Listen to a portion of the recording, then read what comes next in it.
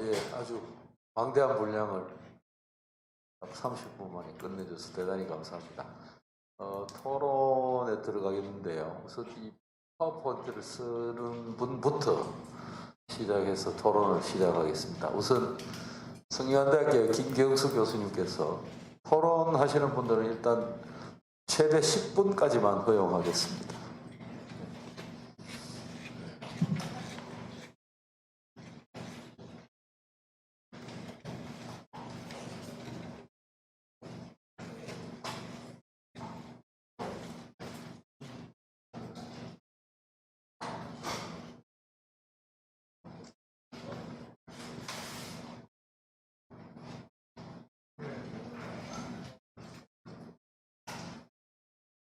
예, 여기 5분이 공조하신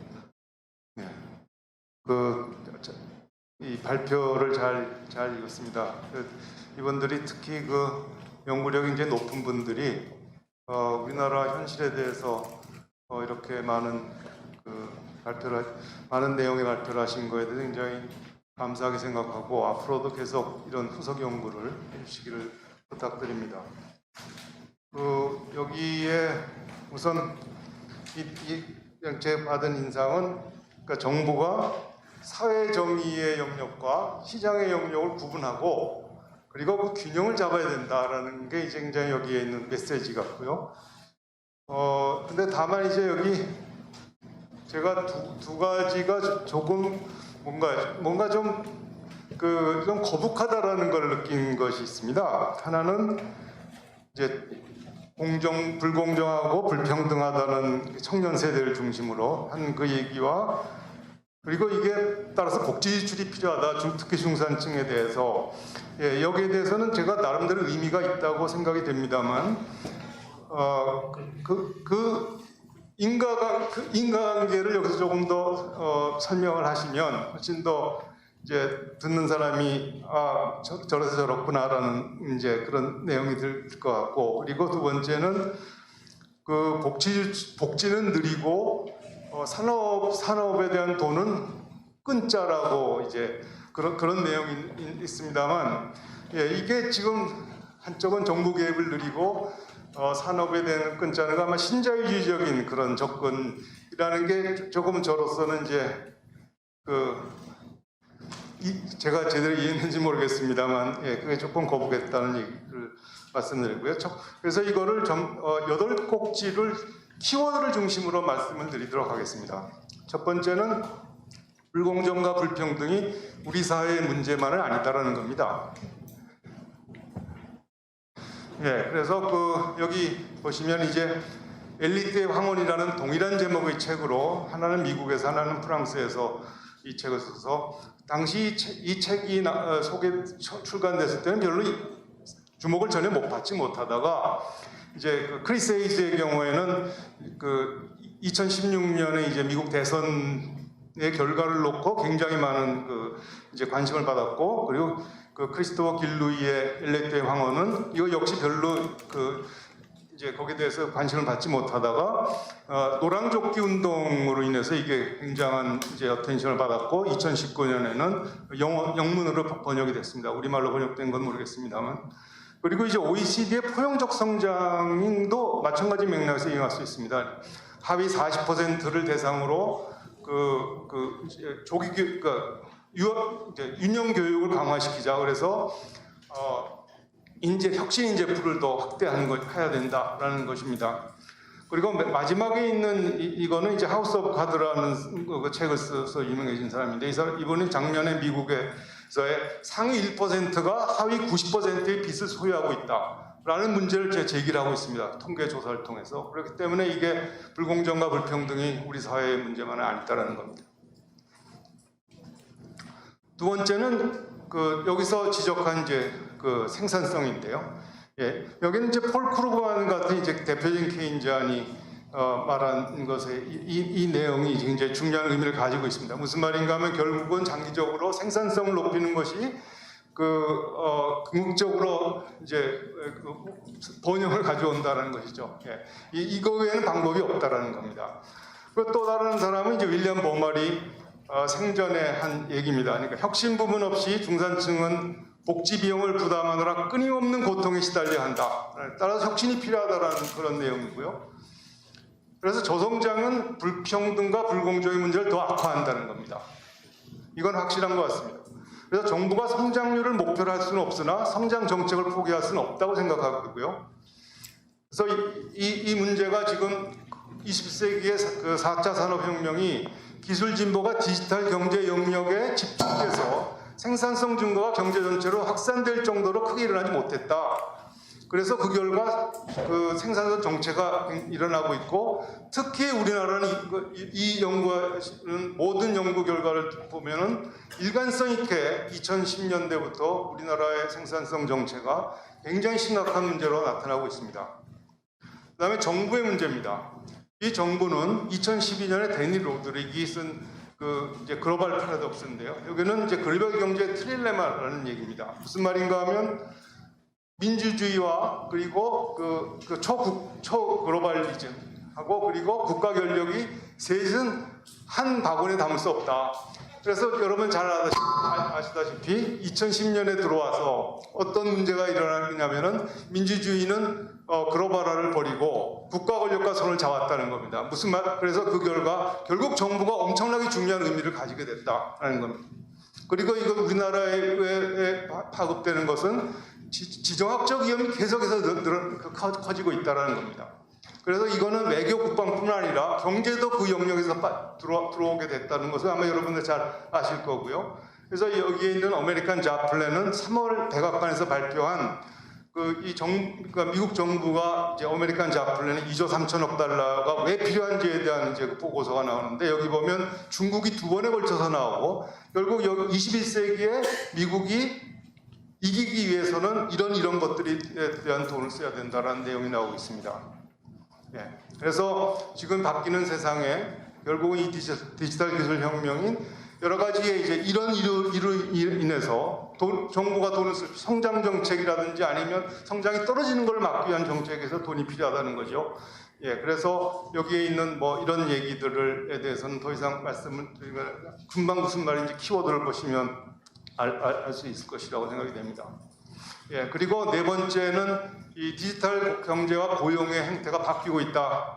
그래서 아까 아세모글로에 관한 그 논문에서 어떤 걸 발표하신 것과 같이 결국은 신노동에 대한 수요가 늘리는 그런 효과보다 부노동을 배출하는 효과가 더 크다라는 거죠. 그래서 그 중에 하나가 이제 필요에 따라 수시로 고용이 일어나는 깃경제가 굉장히 커지고 있습니다. 그래서 현재 EU의 청년층 50%가 이런 노동성이 굉장히 떨어지는 고용에 종사하고, 앞으로 선진국은 3분의 1 정도가 될 거다라는 얘기고, 우리나라도 이미 한 200만 정도가 될 거라는 그런 추정들을 하고 있습니다. 그래서 코비드-19 팬데믹이 결국 이거를 굉장히 가속화하는 요인을 갖게 되고, 이것이 이제 피해 부분과 수혜 부분뿐만 아니라 산업 구조조정도 굉장히 크게 견인하고, 따라서 구조적 수렵이 앞으로 문제가 될 거다. 그럼 여기서의 교육의 문제는 여기 이제 아까 계속 우리가 설명하셨습니다만, 결국은 교육의 중심이 청년이나 아니면은 청소년에서 평생교육으로 이전돼야 될 거다라는 겁니다. 그리고 아마 이런 복지 시스템이 가장 많이 발전된 독일 같은 경우가 결국 생애 주기에 따른 생애 설계가 40년 근로 기반을 구축이 된다. 20세 입직하고 60세에 은퇴하는 이런 것이 결국은 일자리가 굉장한 복지의 굉장히 드라이빙 포스라는 그런 얘기고요. 예. 그 다음에 저출산 고령화와 사회정책입니다. 지금 사회정책과 재정정책 간에 상충관계가 일어나는 거죠. 복지가 늘어나면 재정에 압박이 온다는 그런 얘기죠. 청년 세대에 대한 과중한 사회정책 비용의 부담이 세대 간 갈등을 야기하고 있다. 저는 이게 가장 근본적인 갈등의 본질이라고 생각합니다. 저출산 고령화와 에이징에 따라서요. 그래서 사회정책 기조를 청년 세대의 비용 부담을 줄이고 노후 보장에 대한 확신을 높이게 하는 방향으로 전환하는 것이 필요하다고 생각이 들고요. 그리고 우리가 같이 지금 심각한 노년층 빈곤과 같이 또 다른 우리 사회 문제를 생각해 보면 결국 복지 재원도 마찬가지로 굉장히 희소한 것이고, 따라서 여기에는 선택과 집중의 그 배분이 필요하다는 겁니다. 그래서 효율성과 형평성이 높은 사회정책을 추진하고 일자리 수요자 중심으로 사회복지 체계를 전면 개편할 필요가 있다. 그다음 청년입니다. 청년의 고용 상황이 계속해서 악화되고 있고 가장 열악한 수준인데, 문제는 일본과 달리 베이비 부모가 은퇴해도 마찬가지 문제가 일어나고, 그리고 청년 인구가 줄어도 큰 도움이 되지 못한다는 것이 이제 여기에 있는 전문가들의 연구 결과고요. 여기는 구조적인 요인이 내재되고 있습니다. 이 구조는 그냥 계속해서 하겠습니다. 그래서 결국은 청년 고용 재구조, 정책에 대한 재구조, 그리고 이제 여러 가지 교육개혁이라든지 노동시장의 글로벌 표준으로 의하는 사회적 합의, 이중 구조를 해석하는 노력, 이런 것들이 굉장히 필요하다는 그런 말씀을 드립니다. 주택 정책에 제가 한 가지 여기서 추가로 말씀드릴 것은 거시금융 요건을 고려해야 된다는 겁니다. 자산 불평등이 가장 평등한 자산의 평등화 이루어진 것이 글로벌 금융위기 당시의 미국이었습니다. 우리나라도 마찬가지였을 거라고 생각되고요.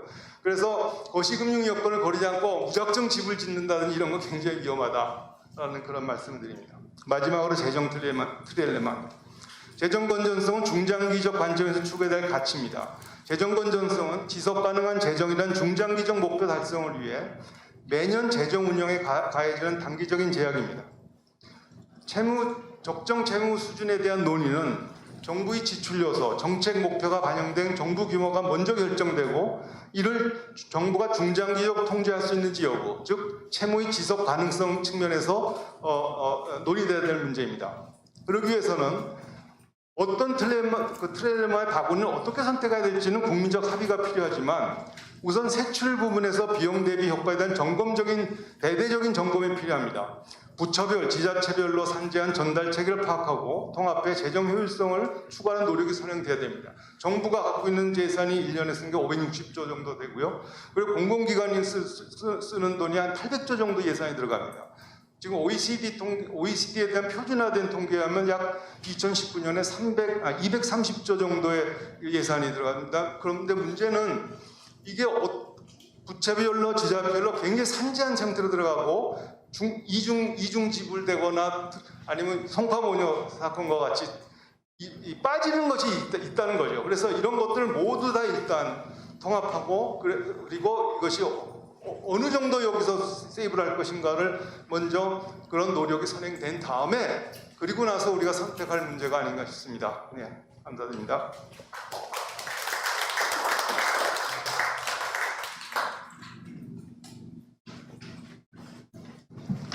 예, 감사합니다. 이제 토론하실 분들 앞으로 다 나오시면 고맙겠습니다.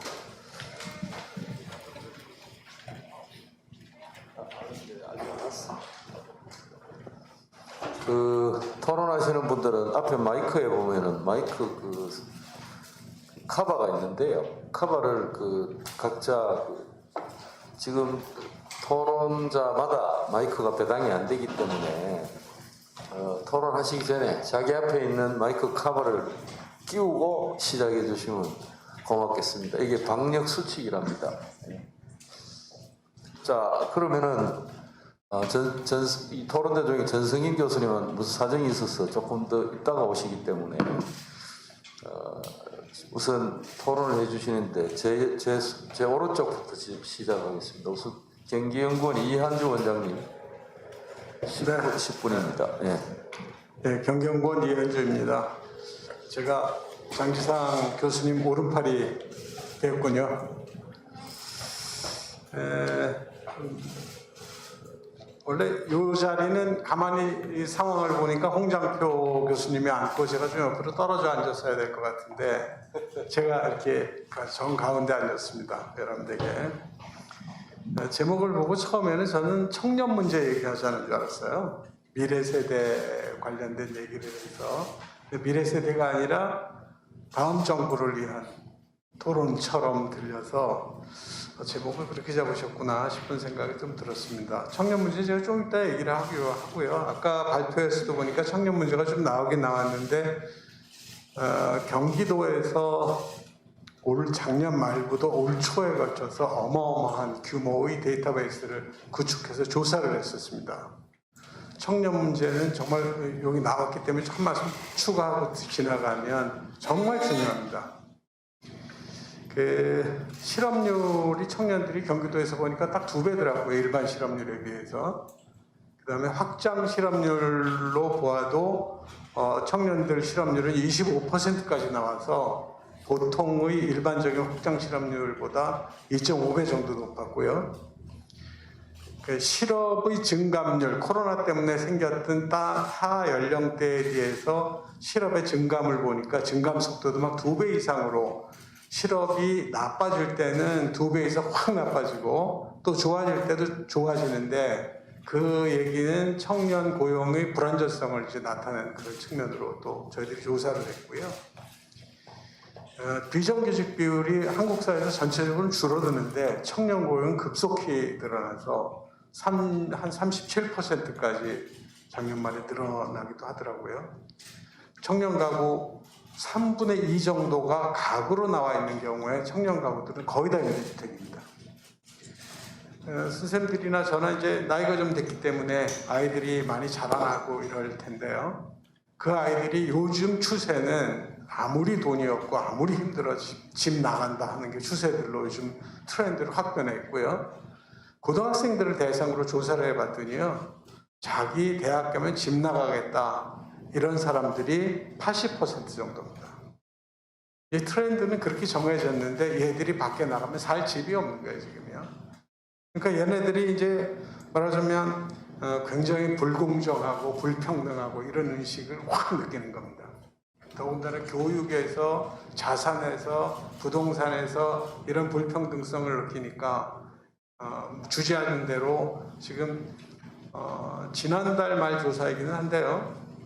20대 사람들의 비트코인 투자율이니까 가상화폐 투자율이 160만 명 정도랍니다. 이 정도로 이제 압도적으로 그런 데로 쏠려가는 거죠. 그 위험성 본인들이 모르지 않죠. 잘 알죠. 너무너무 잘 아는데 그럼에도 불구하고 이렇게 달려가는 거는 다른 방법이 없다 이거죠. 청년층 문제 정말 심각하게 저희들이 좀 생각해야 될 것 같고요. 아까 말씀드린 대로 그래서 이게 미래 세대를 위한 논의겠구나 싶어가지고 아주 심각한 보면서 내내 머리가 아픈 어떻게 하면 할 수 있는가 하는 생각을 갖고 왔는데 제 얘기는 뭐 그 정도로 하고요. 이거 들으면서 이제 들은 느낌을 가지고 좀 말씀을 드리면요. 그 처음에 우석훈 교수님이 말씀하신 내용 중에서 이러이러한 이유에서 이제 성장 담론을 좀 없애고 담론의 방향을 바꾸자. 지금까지 소득주도 성장은 너무 담론에 집착하지 않았느냐 이런 말씀이 있으시더라고요. 근데 묘하게 그 인식의 전환이 필요하다라고 근거를 이제 얘기하셨는데 시장의 실패를 보완하자 하는 말씀하셨잖아요. 그 다음에 또 이제 경제 체제를 구조적으로 좀 전환하자라고 하는 게 또 그 이유다 이런 말씀하셨고 국민의 삶의 질을 높이는 방향으로 하자 이제 이런 식으로 했는데 그래서 지금까지 했던 거 좀 정리를 해서 앞으로 넘어가자 이렇게 말씀하셨는데 저는 지금 문재인 정부가 정확하게 생각했던 게 이런 측면들인 것 같아요. 경제 체제를 좀 바꿔서 성장만 가지 말고 성장과 분배와 고용과의 것들을 함께 가자. 뭐 말을 멋있게 붙인 적도 있어요. 황금 삼각형. 그래서 이제 붙인 적도 있지만 그 자체가 성장만 가지 말고 분배와 고용을 함께 갔으면 좋겠다라고 하는 것을 강하게 의식한 그런 정책으로서 사실 이번에 그러니까 타이틀에 대해서는 호불호가 있을 수 있을 것 같아요. 그거는 그럼에도 불구하고 소득주도 성장의 그 근거가 황금삼각형이라고 불려주는 그런 거였다라고 하는 점에서 보면 인식의 전환이었다라고 얘기를 할 수 있겠고요. 똑같이 분배를 얘기함으로써 삶의 질을 얘기하자 이런 측면들이 굉장히 강했다. 이런 측면에서 본다면 오늘 발표하신 내용이 다소간의 시장주의적인 요소를 조금 포함하면서 시장의 기능을 좀 더 확대하면서 이런 거를 하자라고 하는 거에 대해서는 충분히 저도 동감하는데 그러나 그렇다고 해서 앞서 나왔던 게 그러니까 약간의 뭐 방향이 다를 수는 있겠지만 근본적인 인식에 있어서는 너무나 똑같다라고 하는 점을 지적하고 좀 싶고요. 그 말씀하시는데 이제 최저임금 얘기를 할 때 그 돌이켜 보면 최저임금과 관련해서 그런 생각이 좀 들더라고요. 이게 어떤 정책이든지 부작용이 늘 있을 수 있잖아요. 그러려면 뭔가 그러니까 정책을 바꾸고 대상이 바뀔 때는 동맹이 좀 필요했을 수 있다라는 생각을 크게 합니다. 최저임금이 올라가면 그 최저임금으로 인해서 타격을 받는 그룹이 반드시 존재하는데 이게 이제 중소자영업자들이나 뭐 소상공인 그다음에 조그만 중소기업이라고 하는 게 너무나 뻔한 얘기였잖아요. 그런데 그분들을 두툼하게 보완을 하고 나서 최저임금을 갔었으면 좀 좋았을 텐데 그럴 기회가 없이 최저임금부터 먼저 달려가는 게 약간의 정책 수순상의 문제는 있다라고 그렇게 보여집니다. 실제로 이 정부가 출범하고 인수위원회 과정 중에 인수위원회가 이제 끝나서 정책 과제를 전환하고 이러는 과정이 끝나기도 전에 최저임금 심의위원회에서 확 튀어나왔거든요. 그러니까 굉장히 당황했죠. 그래서 그런 부분들에 대한 조율이 좀 필요했었을 텐데 그거는 인수위가 정상적으로 작동하지 않았던 그런데 많이 기인한다 이렇게 생각을 합니다. 최심이 따로 갔고 인수위 따로 갔고 하다 보니까 양쪽에서 논의가 충분히 이루어지지 않았던 그런 점이 있지 않았나 싶어서 두고두고 아쉬운 그런 측면들이 있다라고 저는 그렇게 생각합니다.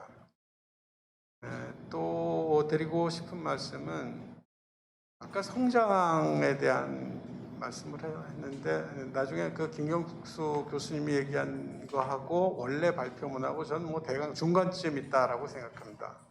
성장에 목맬 필요는 없지만 성장은 할 수 있으면 좋은 거다 이렇게 생각합니다. 우리가 35,000불 정도인데요. 근데 우리는 말씀하신 대로 비용이 굉장히 유발적인 그런 요소들이 굉장히 많습니다.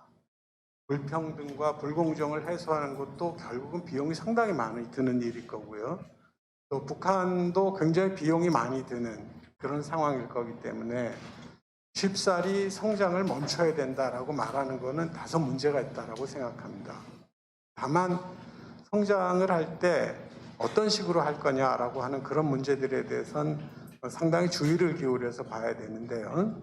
뭐 잘하는 기업들은 도움은 되겠지만 그렇지 않고 이제 새로운 부분들에 대해서는 아까 이 정책에서는 국가 개입에 대한 최소화를 말씀하셨는데 저는 그거하고는 좀 생각은 다릅니다. 예컨대 그린 뉴딜을 산업 정책을 통해서 시장에 개입하는 걸로 판단하신다고 저는 봤는데 사실 굉장히 중요한 아까 이제 요 전에 1세션에도 얘기했지만 굉장히 중요한 상황이 우리한테 온 거거든요. 무역 정책에 있어서도 통상 문제에도 있을 수 있는 거고 하기 때문에 이 부분에서 새로운 고용과 새로운 산업에 대한 가능성은 모색을 해야 되는데 기업만으로 얘기를 하자면 기업 결국은 하겠지만 그 전에 말하자면 싱크 코스트가 너무 많아져서 그 부분들에 대한 문제라든가 사회적 비용에 대한 문제도 정부가 좀 개입해야 될 것 같고요.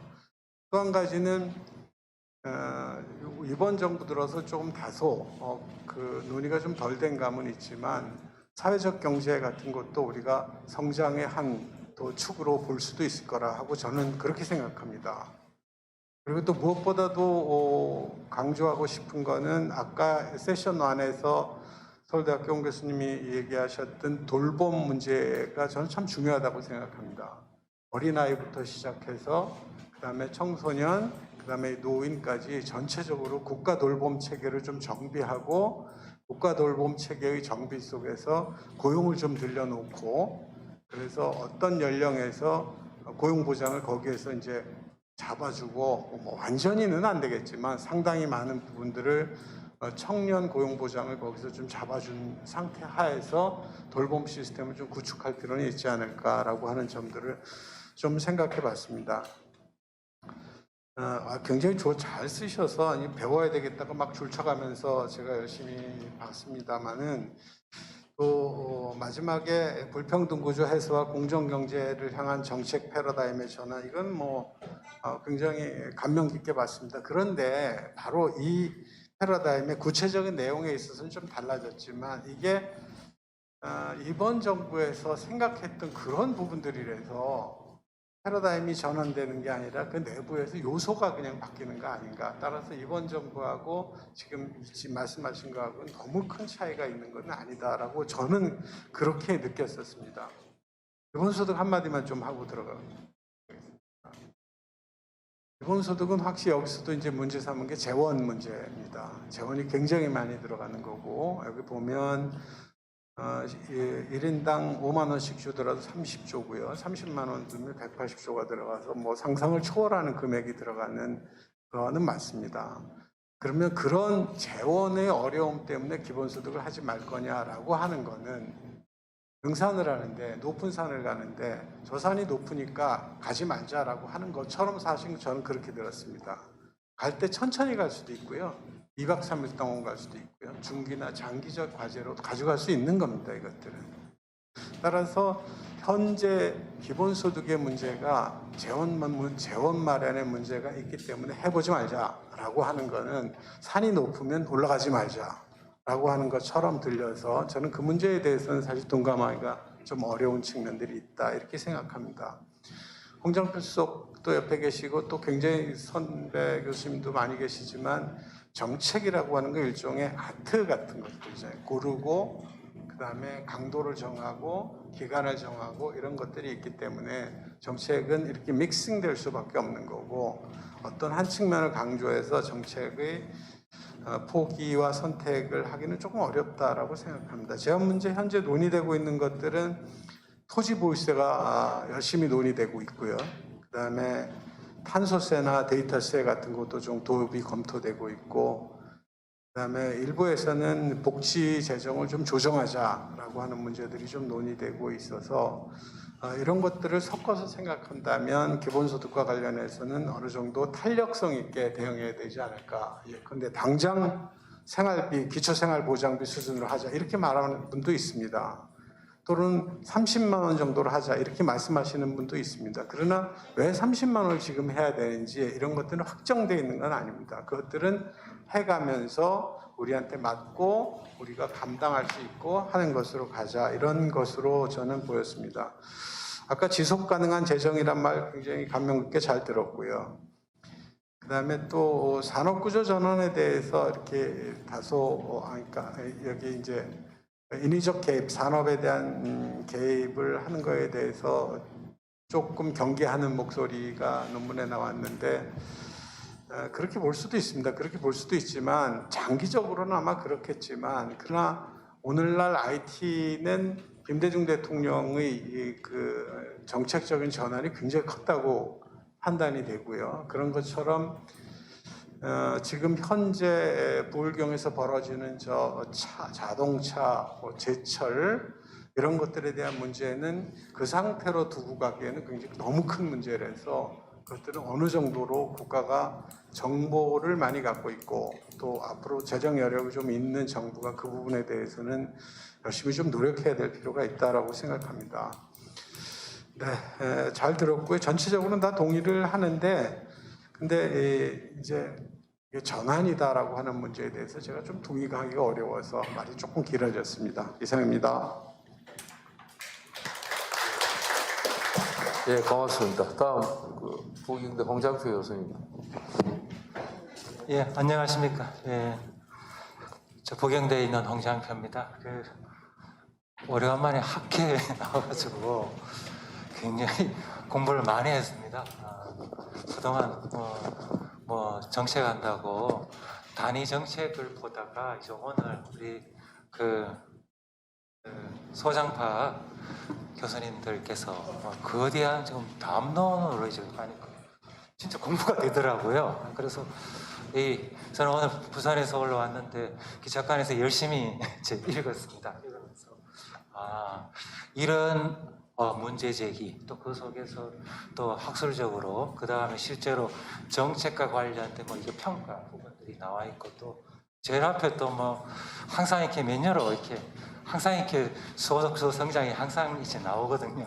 그래서 이 관련돼서 좀 몇 가지 이런 부분에 관해서는 사실 저 개인적으로 생각했던 것보다 더 많이 간 것도 있고 또 이런 부분에 관해서는 이렇게 볼 수도 있고 저같이도 볼 수 있지 않겠느냐 뭐 이런 좀 말씀을 좀 드리도록 하겠습니다.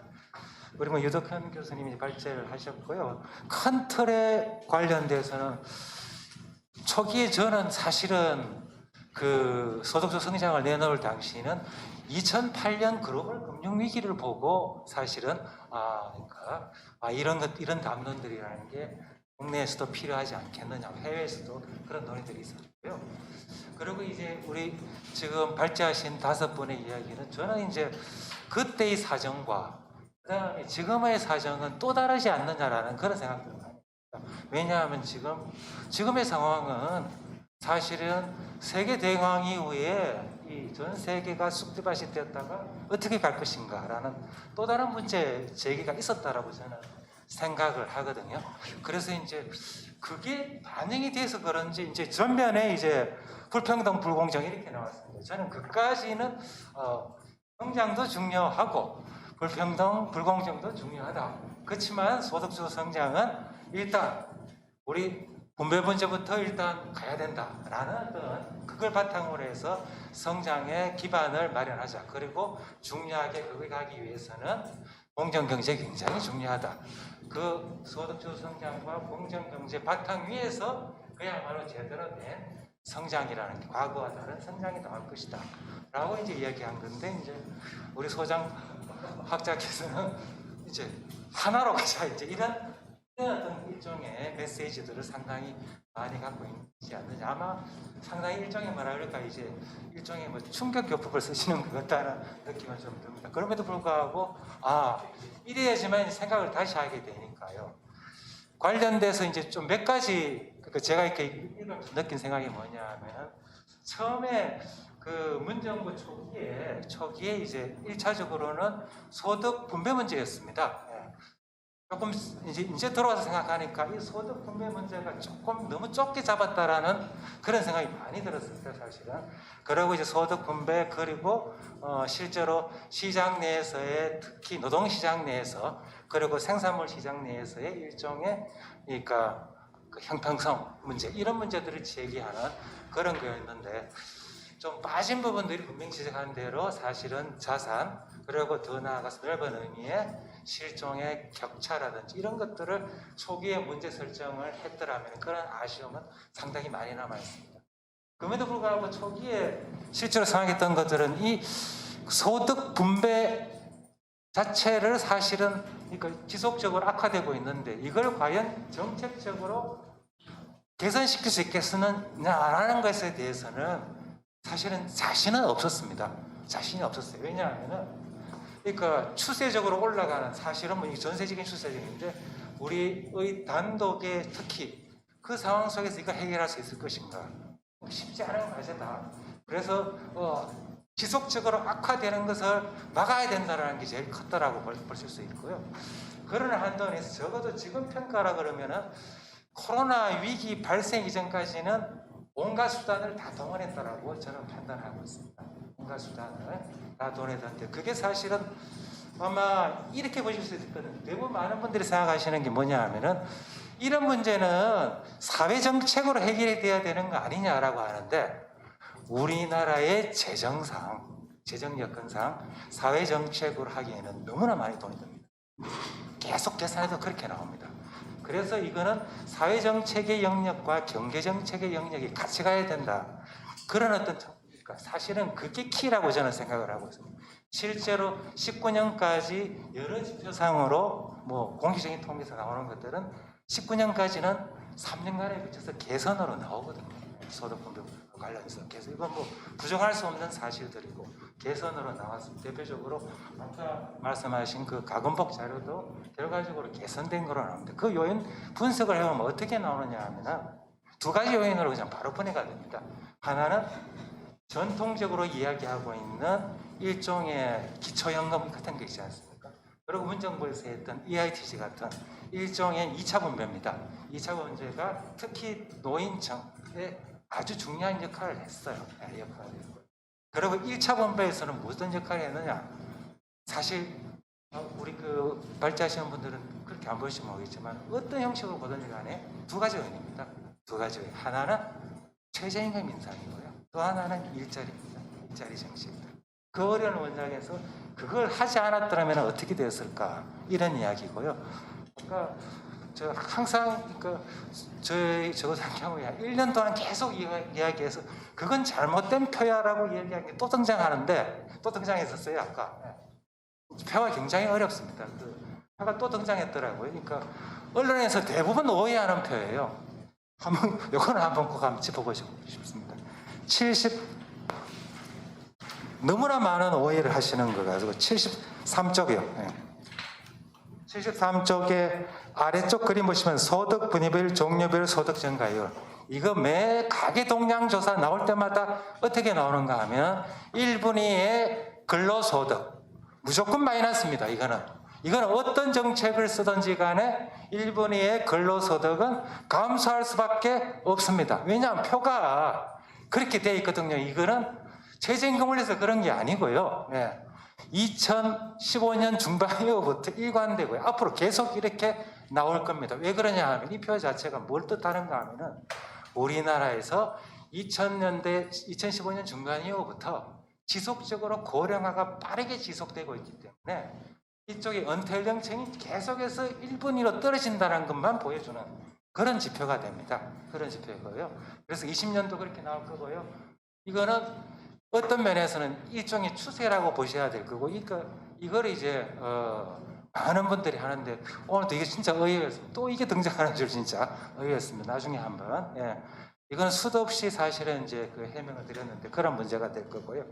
그래서 실제로 좀 관련돼서 이야기한 말씀드리자면은 분배 개선 문제와 관련돼서는 같이 가야 된다는 것이죠. 그 말은 무슨 이야기인가 하면은 실제로 관련되는 불평등 문제는 사회정책의 영역으로 넘어가서는 우리의 재생산 가능하지 않다는 겁니다. 그래서 실제로 시장 내에서 발생하고 있는 무수히 많은 것에 대해서 일종의 걸럼장치, 더 나아가서는 사전적인 이 분배 정책, 이라는 것들이라는 게 같이 가야 되는 것. 이런 어떤 사실 저는 실제로 그런 경험들을 했다라고 말씀을 드리고 싶고요. 그 다음에 두 번째, 최저임금 문제와 관련해서 이걸 어떤 식으로 봐야 될 것이냐. 우리 이한주 원장님께서 말씀하시듯이, 그러니까 사실은 가야 될 길이라고 저는 아직까지 생각을 하고 있습니다. 뿐만 아니라 지금은 바이든의 공약 사항 보시면 바이든은 4년 이내에 2배를 올리겠다고 이야기하고 있습니다. 그 이유는 뭐냐 하면은 코로나 이후에 가장 큰 이슈는 불평등이라는 것이 되겠습니다. 불평등.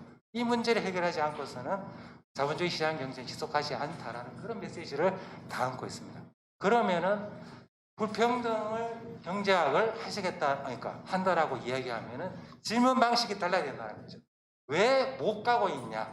그러면 못 가고 있는 걸림돌이 뭐냐라고 물어야 된다는 것이죠. 속도가 빨랐다. 이거는 일반 사람들이 하는 이야기라는 거죠. 언론이 하는 이야기. 왜 더 이상 못 가느냐라고 이야기하면 많은 이야기들이 나온다는 것이 되겠습니다. 우리 처음에 이야기했던 공정경제 문제가 바로 튀어나오게 됩니다. 그러니까 지불능력 문제가 되거든요. 공정경제가 바로 문제가 되는 노동시장에서의 엄청난 격차 문제가 바로 문제되니까 이 문제를 해결하자라고 이야기해야 되는 게 저는 맞다고 생각하고 실제로 그걸 노리고 가야 된다고 생각하는 거죠. 그게 가야 될 길이다라고 생각을 하고 있습니다. 그런 점들에 관해서 좀 말씀을 드리고요. 그 다음에 또 하나 그러니까 거시정책, 그 다음에 산업정책, 그리고 금융정책, 재정정책과 관련돼서 말씀드리고 싶은 거는 지금 이제 지향점을 불평등을 우선시에 놓자라고 이야기하면은 그거는 시장의 영역이니까 라고 이야기하는 거는 좀 곤란하지 않겠느냐. 왜냐하면은 실제로 모든 일들은 관련돼서 모든 일들은 지금 뭐 굳이 IMF나 사실은 월드뱅크 같은 경우도 이렇게 이야기하거든요.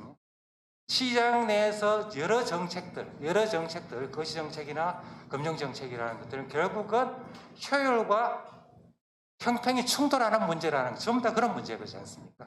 효율과 형평, 그다음 일자리 문제가 충돌하는 문제이니까 이걸 모두 다 나중에 사후적인 재범의 문제를 해결하자는 것은 해결이 안 된다라는 게 그 사람들의 뭐니까 원래 그 신자유주의 하던 사람의 기본적인 입장인데 시장 내에서 어떻게 한편으로 효율과 굉장히 어려운 일입니다만은 효율과 형평을 이제 같이 갈 수 있을 것인가가 실질적인 고민 사항이 아니겠느냐. 그와 관련된 이야기가 지금의 이슈가 아니겠나. 그래서 아까 그 발표하실 때 타다 문제도 그렇게 봐야 되는 거 아니냐. 나아가서 우리 그 첫 번째 세션에서 나왔던 우리 그린 뉴딜 이야기는 전면에 이 문제가 부각될 것이라는 것이 되겠습니다. 가야 될 길로서의 환경 문제와 그럼에도 불구하고 사라질 수밖에 없는 일자리 문제와 관련된 이 문제들을 어떻게 풀 것인가라는 식으로 접근해야 되는 거 아니냐. 이게 모든 것들을 다 그냥 이런 문제는 시장에 맡겨놓고 그러고 난 다음에 나머지 사후적으로 해결하자라고 해서는 못 간다라는 그런 말씀들을 좀 드리고 싶고요. 그 다음에 전반적으로 그러니까 좀 말씀드리고 싶은 것은 우리 그 발제의 기본 내용이 저는 이렇게 봐야 되는데 아마 초심이 그러니까 문정부 처벌할 때 초심의 문제제기 패러다임 전환이지 않습니까? 초심이 왜 이렇게 됐냐라는 배경이 이제 그 이후에 왜 이렇게 약해졌냐 그리고 자꾸 왜 과거로 되돌아가려 그러냐에 대한 일종의 실제로 경고가 아니냐 저는 그 사상이 너무나 선명하게 깔려 있는 것 같습니다. 그 부분 관련돼서 뭐 우리 발제의 내용은 흔들지 말고 원래 초심으로 되돌아가라 라는 이야기가 아닐까 뭐 그렇게 이제 말씀을 좀 드리고 싶고요. 그 다음에 그 청년 문제 자꾸 이렇게 이야기 나오고 그 다음에 우리 그 위원장님 말씀도 하셨는데 여기 제안 중에 이제 그런 게 하나 나오지 않습니까? 뭐나 이야기 나오냐 하면은 유덕현 교수님이 발제한 것 중에서 우리 일종의 사회 안전망 그 다음에 이 소득 안전망 관련돼서 기본소득 관련돼서 우리 일종의 로드맵 이야기가 나왔습니다. OECD 중부당 중복지국가 로드맵 이야기가 나왔는데 저는 이걸 보고 그런 생각이 좀 들었습니다. 우리 과 관련된 논의 지금 뭐 기본소득 이야기 있고요. 그 다음에 그 관심소득 이야기가 있었죠. 그 다음에 뭐 음해소득 이야기 나오고 그 다음에 뭐 그 야당 쪽에서는 뭐 기본소득 지원제 이런 이야기 나왔지 않습니까? 사실 백과쟁령으로 많이 나오는데 관련돼서 일종의 우리 예전에 그 참여정부에서 했던 참여정부가 사실 2030 로드맵을 작성했었습니다. 그리고 문정부에서도 2019년에 실제로 그 포용적 복지국가 했는데 그 속에 빠져 있는 게 있었어요.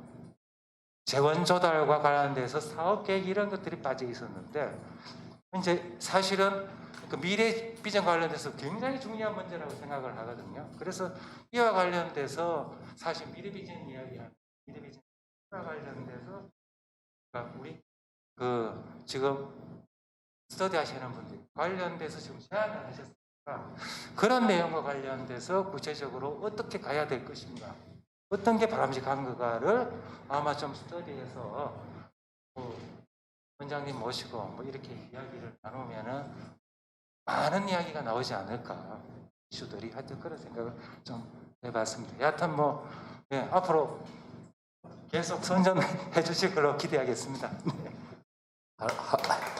예.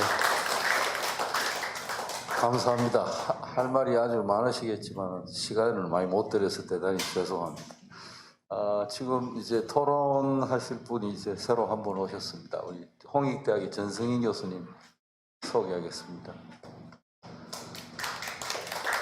그 정 교수님은 사실 파워포인트로 준비를 했는데 이 사정이 이래서 파워포인트는 못 띄우고 그냥 앉아서 발표 10분입니다.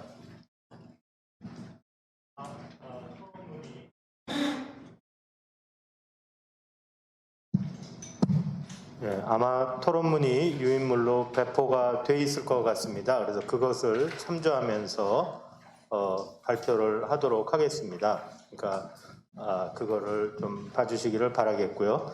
오늘 이렇게 좋은 날 날씨도 좋고 그런 날에 정말 화창하더라고요. 그런데 이제 미래에 관해서 이야기를 한다, 청년에 관해서 이야기를 한다, 그리고 불공정에 관해서 이야기를 한다, 특히 자산 배분의 불공정에 관해서 이야기를 한다.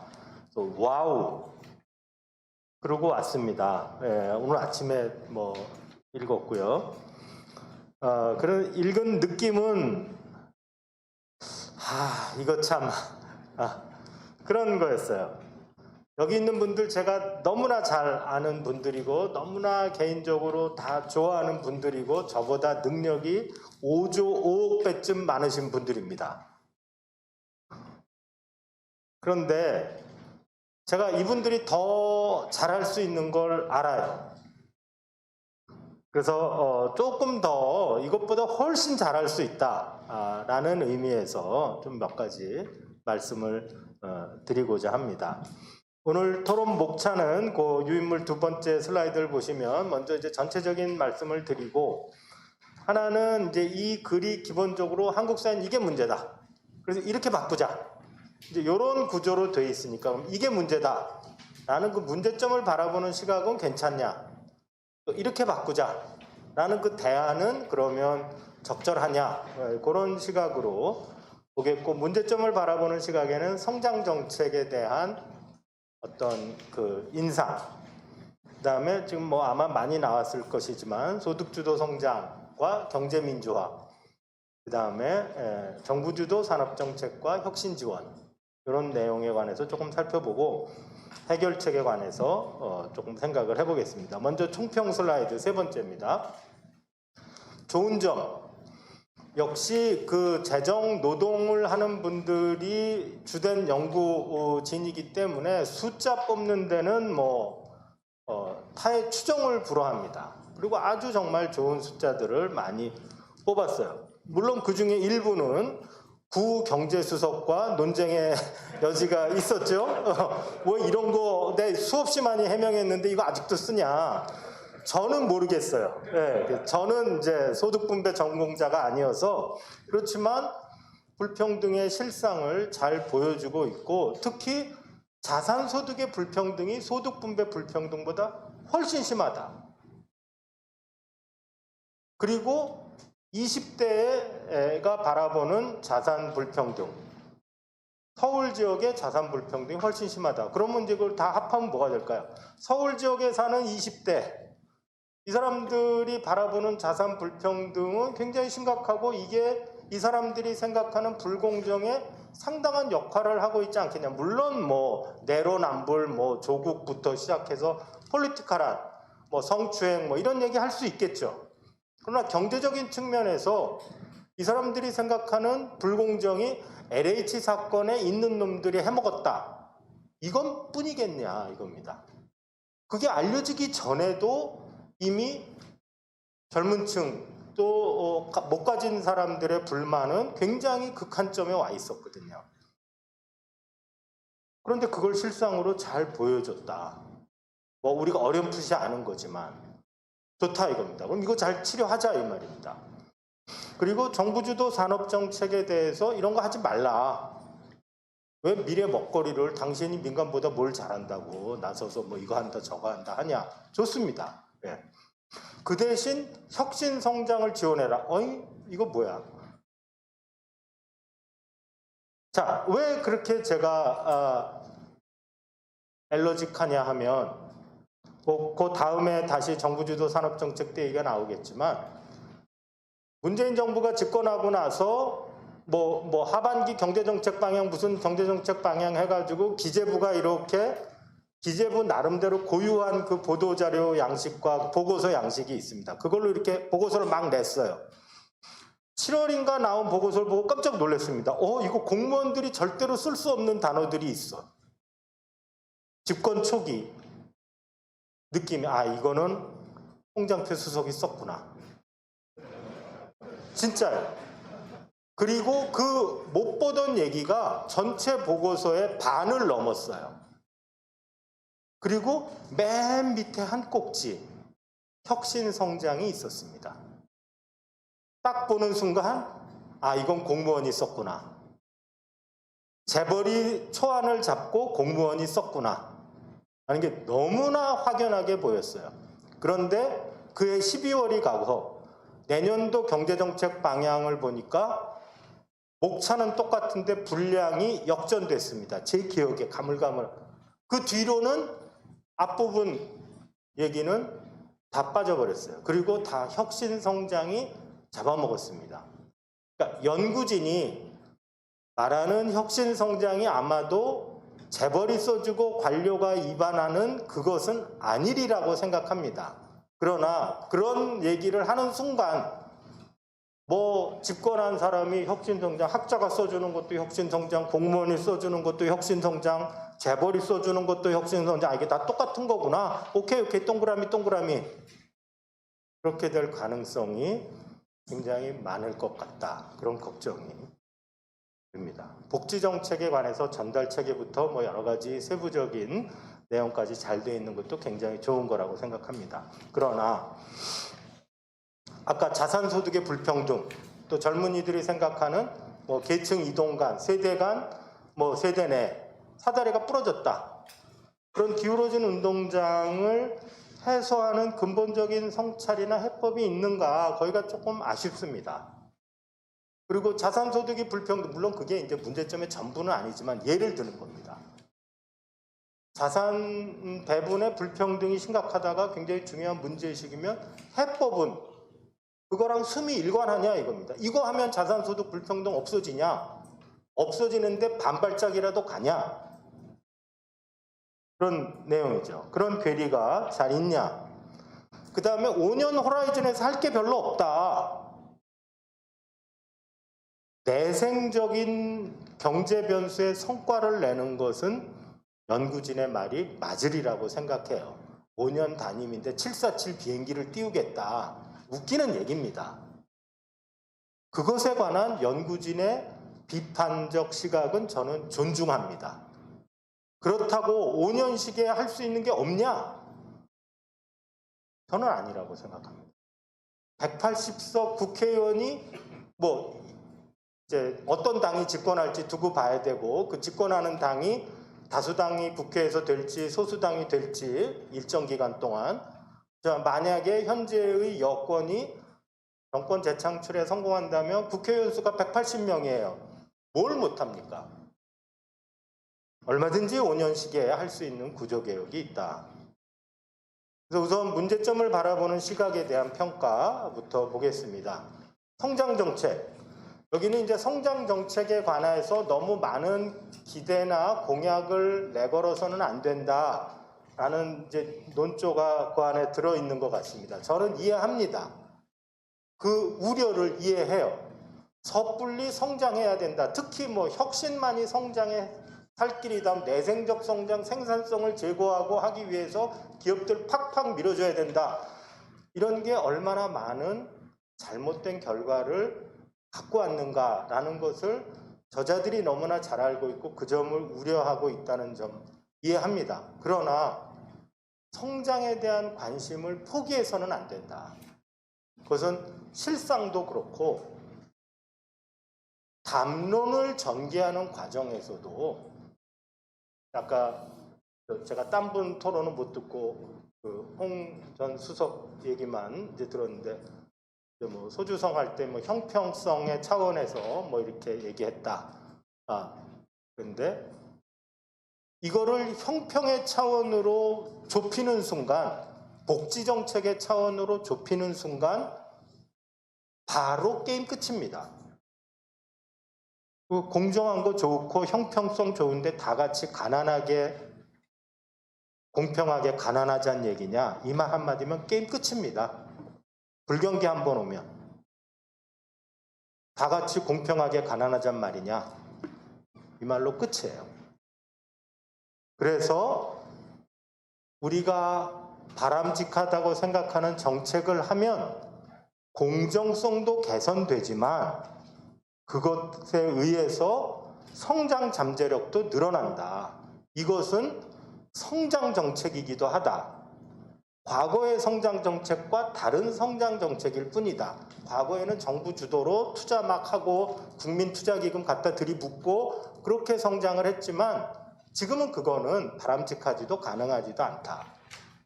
공정성을 강화시키는 것이 성장과 연결되는 설비 투자의 그 가속도 원리, 그 논리보다는 좀 더 좋은, 좀 더 정교하고 근본적인 통로를 찾아야 된다라는 것이죠. 저는 구조개혁이 갖고 있는 성장의 과실에 관해서 조금 더 우리가 관심을 가져야 된다고 생각을 합니다. 그리고 새로운 성장이 결국은 사람 위주의 인적자본 위주의 성장일 수밖에 없다면 왜 인적자본의 형성이 더뎌지는가? 또 어떤 정책이 이미 형성된 인적자본의 훼손을 조장하고 있지는 않은가? 이런 데 대해서 조금 더 관심이 있어야 된다. 그렇게 생각을 합니다. 그 다음에 소득주도 성장. 아까도 잠깐 말씀드렸지만 이 소득주도 성장을 비난하면 그 대안은 성장론을 포기하지 않는 한 혁신 성장이에요. 그리고 그 내용이 주장하는 사람마다 다르지만 정부 문헌에 나타난 혁신 성장은 재벌 지원 정책입니다. 꼭 깨놓고 그거 보세요. 이렇게 공무원이 써진 그 글들을 보시면 재벌이 A라는 사업하고 있으면 A를 지원해야 된다. 재벌이 B를 하고 있으면 B를 지원해야 된다. 이런 얘기 쫙 써 있습니다. 그 다음에 당초의 담론이 최저임금제 인상을 갖고 붙었댔죠. 그리고 그때 자영업자들이 우리 못 살겠다 이러고 비명이 터져 나왔습니다. 그러니까 을과 을의 전쟁이 된 거죠. 정말 그 보기 참 딱한 그런 상황이었죠. 그래서 결국 정부가 한 게 뭡니까? 뭐 속으로 어떤 노력을 했는지 모르지만 겉으로 드러난 거는 우리 그만할게. 최초로 포기한 대통령 공약이에요. 그 다음에 뒤집은 게 뭐 제가 이해하는 한은 인터넷 전문은행 공약 뒤집고 재벌한테 은행 갖다 바친 거지만 최초로 포기한 게 10,000원 못 지키겠다 이겁니다. 집권 거의 2년 차쯤이었던 것 같아요. 그래서 그때 나온 담론이 뭐냐? 너무 빨리 인상했기 때문에 이건 못 견딘다는 겁니다. 너무 빨리 인상했기 때문이라기보다는 뭐 그럴 수도 있지만 시장의 수용 가능성 이거는 저는 상수가 아니라 변수라고 생각합니다. 결국 뭐 차상위 을의 지불 능력이 없는 것은 정부가 거기에 대한 추가적이고 일관성 있는 대책을 취하지 않았기 때문이다. 예를 들어서 정 선생님 나와 계시지만 초과이용 공유제 동반성장 왜 안 하냐 이 말이에요. 그 이전 정부에서 무슨 담론이 있었습니까? 재벌이 뭐 납품단가 후려치기 뭐 해가지고 엄청난 뭐 6조 원, 몇 조 원의 돈을 부당하게 사내 유보하고 있다. 그거 갖다 쓰자. 이러지 않았습니까? 그 정책 다 어디 가고 지금은 삼성이 투자하면 정부가 50% 세액 공제해 준다. 이러고 있나요? 그럴 때 강제적 낙수 효과를 어떻게든 제도화해서 재벌하고 씨름해서 하는 것이 그래서 그 물이 뭐 명분을 뭐라고 붙였건 간에 실질적으로 그 을들에게 그 비정규직보다 바로 위에 있는 자영업자, 프랜차이즈, 하청업체에게 물이 흘러가야 그 사람도 나 이거 받을 수 있다. 이렇게 하지 않았을까 그렇게 생각을 합니다. 그래서 7페이지에 좀 보시면 너무 아쉬웠다. 뭐 저 그때 뭐 이런 거 막 해야 된다고 저도 그러긴 했고 그게 혹시라도 홍수석한테 조금이라도 도움이 되고 조금이라도 힘이 됐으면 속으로 그런 생각도 했는데 솔직히 대선 기간 중에 중소상공인이 거기 있는 세 번째 땡 같은 얘기 많이 했습니다. 그때 민주당이 흔들흔들 해가지고 안철수 탈당하고 그때 민주당을 주저앉혔던 요인이 저는 두 가지라고 생각합니다. 하나는 박영선 의원이 탈당하려고 서울시장 나갈까 말까 고민하다가 안 나간 거. 두 번째는 김정인 박사를 비대위원장으로 앉힌 거. 모셔온 거. 그래서 그때 재야단체 사람들이 김종인 박사를 찾아가서 비대위원장 찾아가서 경제민주화 해달라. 경제민주화 할아버지께 뭐 아래입니다. 뭐 이렇게 하면서 찾아갔어요. 그때 중소상공인 대표들이 뭐라고 그랬냐? 세 번째 땐 같이 얘기했습니다. 경제민주화 조치 여러 가지 중에 최저임금 인상이 있었어요. 근데 이거 솔직히 우리 부담스럽다. 문방구 업체들. 거기 을지로위원회에 나왔던 을들. 최저임금 인상하면 우리 이거 어떻게 버냐. 그런데 우리도 사실은 그렇다고 그럼 최저 인상하지 말고 우리가 얘네들 착취하는 거 우리도 바라지 않는다. 그러니까 우리한테 뭐가 물이 내려올 수 있게 좀 해달라. 그러면 우리 같이 힘을 합쳐서 할 수 있다. 이렇게 얘기를 했어요. 근데 밑에서 꽁지까지 불만 딱 붙여놓고 위에를 딱 막아놓으니까 이 사람들이 아이 뭐 명분도 좋고 다 좋은데 일단 내가 죽겠다. 그러고선 을과 을들의 전쟁이 된 거 아니냐. 그러니까 이런 것들이 좀 더 되었어야 한다. 아까 이제 초심으로 돌아가자. 초심이 있었는지 모르지만 초심이 있었다면 이런 것들을 하지 않았던 왜 하지 않았나. 그런 것들에 관해서 이게 속도 때문에 어차피 안 되는 거였다. 수용 가능성이 없었던 거였다. 이렇게 얘기하기보다는 조금 더 나은 방향이 아닐까 그렇게 생각을 합니다. 그 다음에 정부주도 산업정책, 혁신정책. 예, 이건 뭐 아까 많이 얘기했습니다. 산자부 과제가 국가과제라는 게 있습니다. 뭐 옛날 G7 뭐 이런 과제처럼. 그 과제를 딱 보면 몇 대 과제 딱 굵직한 게 있어요. 그걸 딱 보면 아 요거는 삼성 거구나. 요거는 LG 거구나. 이렇게 딱딱 볼 수 있습니다. 요거는 현대차구나. 요번에 그린 뉴딜 보세요. 그거 보고서 이렇게 짝짓기 해보세요. 수소차 뭐 무슨 인프라 충전 뭐 어쩌고 건설. 요거 뭐겠습니까? 뻔하죠. 그거를 과기부 사람들이 줄이려고 해요. 나름대로 공무원들 중에도 혁신적인 생각 갖고 있는 사람들이. 재벌들이 기를 쓰고 로비합니다. 안 줄어요. 명칭만 바꿉니다. 명칭만. 그렇기 때문에 정부주도 산업정책에 나타나는 경로가 혁신 지원이다. 그 탈을 쓰고 일어난다는 거예요. 그래서 이 두 개가 정부주도 산업정책은 안 좋고 혁신은 지원해라. 세상이 그렇게 돌아가지 않을 것 같다라는 거죠. 그래서 거기 여러 가지 그 파인 라인들이 있고, 예, 그 뒤에 며칠 전 얘기입니다. 여기 한번 사진을 딱 보시면 대통령 옆에 있고 그 옆에 대통령 후보라고 하는 경기지사, 그 옆에 부총리 후보, 지금 뭐 사회부총리죠. 총리 후보로 물망에 올랐던 사람, 삼성전자, SK, 뭐 하이닉스 쫙 서 있습니다. 그리고는 투자에 대해서 50%까지 생돈을 주겠다고 그래요. 세액공제. 세액공제 그냥 돈 주는 겁니다. 그런데 삼성이 늘리겠다고 한 게 뭐냐. 2030년까지 30조 원 추가 투자하는 거예요. 100 몇십 조를 거기다 30조 원 더한 걸로.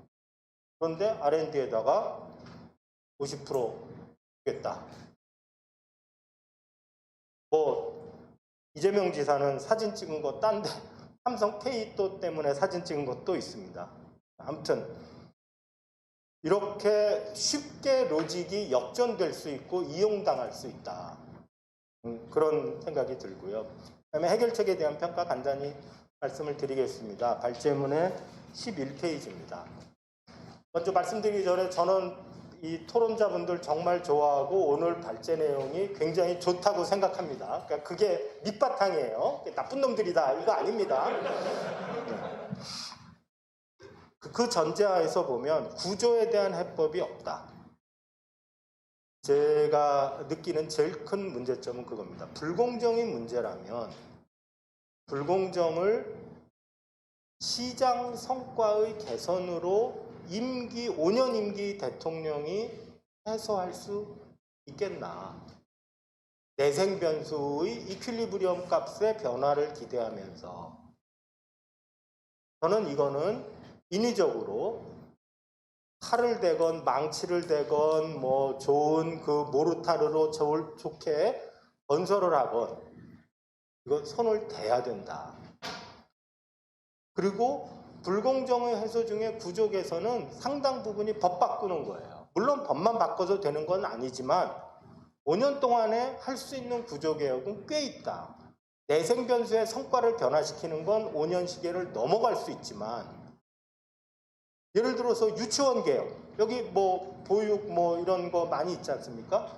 박용진 의원이 뭐 특정 저 그 캠프하고 아무 상관없습니다.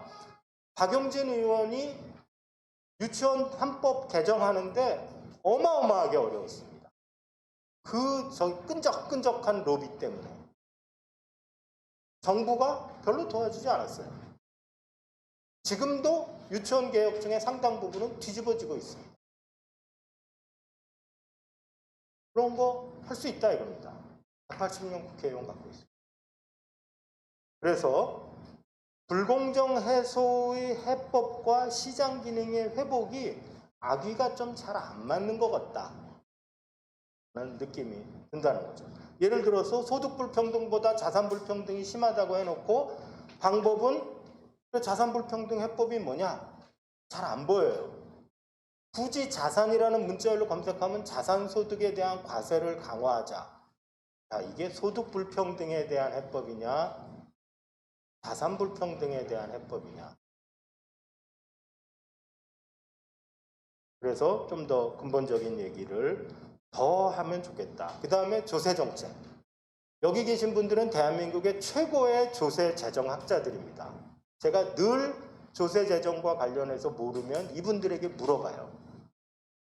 그런데 정작 물론 그 중간에 보유세와 관련한 초록색 박스가 하나 있긴 합니다만 조세와 관련해서 놀랄 만큼 아무 말이 없다. 뭐 분석은 많이 있습니다. 몇 조 원이 필요하다. 그리고 한국과 다른 나라를 비교하기도 하고 재정 적자를 국채로 발행할 것이냐 아니면 세금을 거둘 것이냐 이런 분석은 많지만 그래서 어떻게 조세 정책을 하자는 것이냐 관련해서 딱 부러진 얘기를 받기가 어렵습니다. 조세 정책은 5년 호라이즌에 할 수 있어요. 박근혜 때는 제 1년 차에 했습니다. 물론 조원동 실장이 뭐 거위의 가슴에서 뭐 털 뽑듯이 해야 된다 그렇게 말 한번 삐끗 잘못해가지고 여론에서는 지탄을 받았지만 저는 보수 정권에서 할 수 있는 상당한 정도의 개혁을 했다고 생각해요. 해야 됩니다. 조세 개혁. 예. 그런데 이제 재정 지출로 보전되지 않은 자산 불평등의 해소와 관련해서 그러니까 소득 불균형이 문제라면 지출 보전, 소득 보전을 잘하자라는 걸로 잘할 수 있습니다. 그러나 지금 한국 사회 문제가 소득 불평등이 아니라 자산 불평등이라면 조세 문제도 조금 더 다르게 볼 수 있지 않나 이런 생각이 듭니다.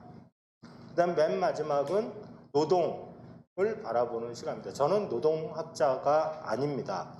그러나 그냥 느끼기에는 앞으로 다가오는 자본과 노동관계 또는 기술과 노동관계는 큰 변화를 가져올 것 같습니다. 코로나19에서 우리가 많이 보고 있지 않습니까? 그리고 노동계가 적어도 기존 노동계는 많이 위축되고 있어요. 예를 들어서 시티은행이 한국 떠난다는 거잖아요. 소매금융 접고 기업금융만 하겠다. 그리고 있는 사람 다 해고하겠다. 근데 정부가 뭐 나서서 할 수 있는 게 없어요. 오히려 정부는 그동안 정책이 인터넷 전문은행 만들어서 기술혁신하자. 그런데 시티은행이 우리도 인터넷 전문은행 비슷하게 무인점포하겠다. 그거 하지 말라고 그랬어요. 그러니까 나 떠나겠다. 떠나지 말라고 말도 못하고 있어요. 노동 문제를 어떻게 해결할 거냐. 이거 러다이트냐. 얘네들 무식한. 그런 뉘앙스도 살짝 있는 것 같아요.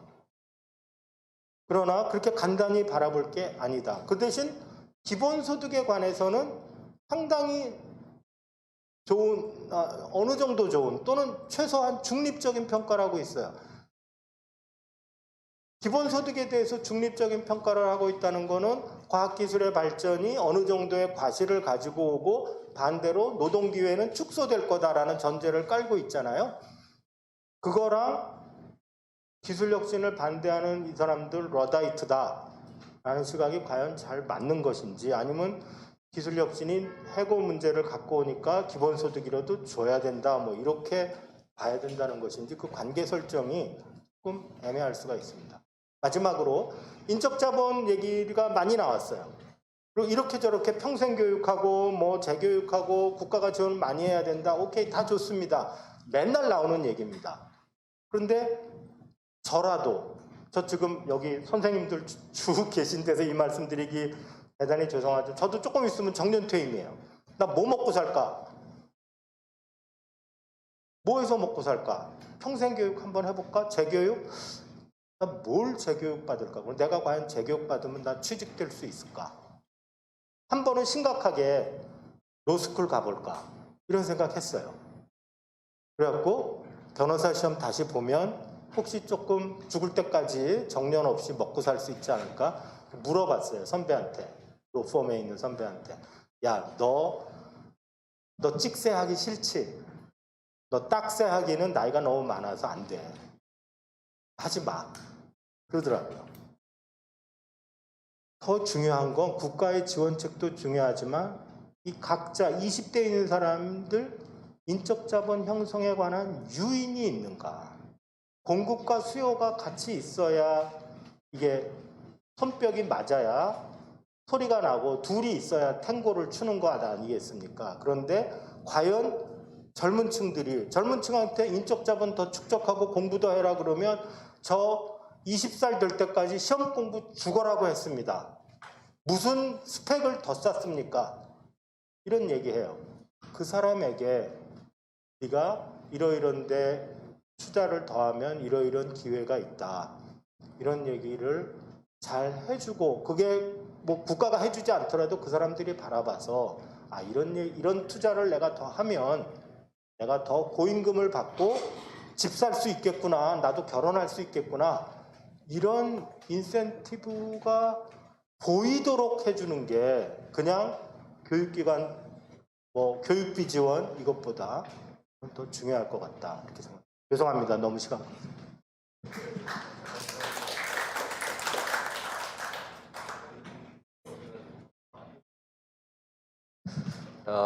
다음은 지금까지는 다들 이제 그 전 분야에 걸쳐서 말씀을 하셨는데 우리 명지대학의 이상영 교수님은 부동산 부문에 원래 전문가이기 때문에 최근에 핫 이슈가 되고 있는 그 부동산 문제에 관해서 죄송하지만 조금 시간을 좀 단축해 주시면 고맙겠습니다. 네, 알겠습니다. 저는 뭐 어떻게 보면 여기 앞에서 얘기하신 분들 얘기에서 좀 빠진 부분이랄까요? 뭐 내지는 좀 최근에 관심이 높은 뭐 부동산에 대해서 그냥 토론의 관점보다는 좀 그냥 제가 생각하는 이 부동산 시장 문제에 대해서 조금 말씀을 드릴까 합니다.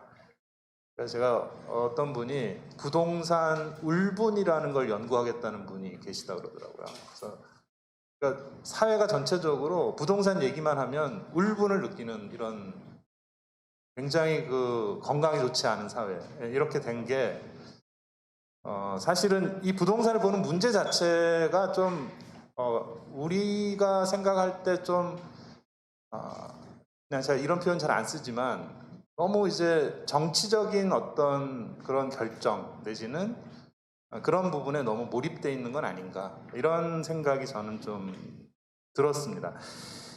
왜 그렇게 생각을 하냐면 그러니까 집값을 잡는다는 것이 과연 정책의 목표인가에 대해서 사실은 저는 굉장히 회의적이거든요. 어떻게 집값을 잡는 게 목표일 수가 있어요. 얼마까지 낮추면 이게 목표를 달성한 거다. 그래서 뭐 경제학을 뭐 안 하신 분들조차도 어떤 가격을 잡는 것이 정책의 목표라는 걸 아마 잘 듣지 못하셨을 텐데 유독히 이 부동산에만 오면은 가격을 잡는 게 목표라고 자꾸 얘기를 하거든요. 저는 이게 목표일 수가 없고요. 어떤 선진국에 부동산 가격을 잡는 걸 목표로 정책을 올인하는 나라 이런 거 제가 본 적이 없기 때문에 그러면 지금 부동산 문제가 심각하고 실패했다고 자꾸 얘기하는 뭐가 실패했다는 거냐? 가격을 못 잡아서 실패했다라고 그렇게 이해한다 그러면 참 잘못 이해한 거라고 저는 생각을 합니다. 지금 우리나라 부동산 문제의 가장 어떻게 보면 실패한 것은 무엇이냐면 우리 가게들이 가지고 있는 자산의 평균 75%, 60세가 넘어가면요, 80에서 85%가 다 부동산입니다. 그러니까 이 자산을 사실은 다른 어떤 나라도 이렇게 많은 부동산 자산을 가진, 특히 노후에 그런 그 가계가 있는 나라가 없어요. 그러니까 결국은 이 엄청난 자산을 그러면 어떻게 내가 살아가면서 평생을 안정적인 집을 갖고 노후의 생활을 할 수 있는가가 다 부동산과 연결이 돼버리는 이런 상황이죠. 그래서 가격에 민감한 건 사실이지만 그렇다 그래서 그 가격을 잡기 위해서 모든 것을 한다는 것이, 그러면 그 결과로서 내가 젊을 때는 열심히 일해서 뭐 임대를 살다가 그 다음에 내 집 마련하고 노후가 되면 그걸로 내 노후 생활이 되고 이렇게 돼야 되는데 점점 멀어진다는 느낌을 갖고 있는 거죠, 사람들은. 왜? 결국은 자산을 새롭게 취득할 수 있는 여건이 자산이 기존에 가지고 있거나 소득이 높은 사람들한테 유리하게 계속해서 바뀌어왔다는 거예요. 그러니까 정부는 분명히 반대로 얘기를 했어요. 집을 어떻게 보면 안정시켜서 무주택자가 집을 사고 또 그렇게 해서 자산을 형성하고 살아갈 수 있게 해주겠다고 했는데, 지금 그 아주 대표적인 용어, 영끌이라는 용어, 영끌이라는 게 영끌을 할 수 있는 사람만 하는 거예요. 일반적인 직장인이 영끌을 할 수가 없어요, 젊은 친구가. 아니면 증여. 그러니까 지금 거래량의 엄청난 비중의 증여, 사상 최고의 증여가 일어나고 있거든요. 그러니까 이게 결국은 뭘 실패했냐? 결국은 우리가 생애 과정에서 정상적으로 자기 자산을 형성하는 과정 자체를 실패하고 있는 거죠. 이게 가장 큰 문제라는 거예요. 가격을 못 잡은 게 문제가 아니고. 그래서 이제 저는 그런 의미에서 처음에 정부가 내세웠던 이제 수요 규제, 이 정책이 어떻게 보면 그것을 결국은 본인 그 정책의 의도와 달리 점점 그런 상황으로 대출 규제하고 또 뭐 그런 모든 것들이 그렇게 흘러왔고, 그 결과로 중간에 가격이 폭등을 하기 시작을 한 거예요. 2018년쯤 돼서. 그러니까 이제 18년쯤 가서부터는 정책을 또 완전히 반대로 가져오기 시작해서 지금은 어떻게 됐냐면 수요 얘기는 다 풀어주자는 거고 공급으로 가자라고 지금 해버린 거예요. 그 완전히 반대 얘기를 지금 하고 있거든요. 물론 내부적으로 이제 뭐 꼭 그렇게 안 해도 된다, 이렇게 뭐 그렇게 하면 되느냐 뭐 이런 얘기도 하지만은 결과적으로 정부가 왔다 갔다 한 거예요.